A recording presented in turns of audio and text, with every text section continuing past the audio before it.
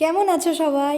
চলো আজকে আমাদের সেই ছোটোবেলার স্কুল লাইফের তেঁতুলের আচার মাখার কথা একটু মনে করিয়ে দিই। তো আমার বাড়িতে আসলে একটু তেঁতুল ছিল, তো দেখে ইচ্ছাও করলো, অনেক দিন বানাইও না, আর এটা কম সময়ে খুব বানানো হয়ে যাবে, বেশ একটু খেতে ইচ্ছা করছিল। তো এটার জন্য নিয়েছি কিছুটা তেঁতুল, নুন নুন আমি নর্মাল নুন নিয়েছি, কারণ আমার কাছে এই মুহূর্তে বিট নুন নেই। ধনেপাতা, গুড় নিয়েছি, আমি চিনি দিইনি, চাইলে তোমরা চিনি দিতে পারো। কিছুটা ভাজা মশলা আর কাঁচা লঙ্কা নিয়েছি, একটু থেতো করে নিয়েছি কাঁচা লঙ্কা। তো এই সব দিয়ে ভালোভাবে একটু, আমি তো চেষ্টা করেছি মাখার, এবার দেখো তো তোমাদেরও জিভে একটু জল আসে কি না।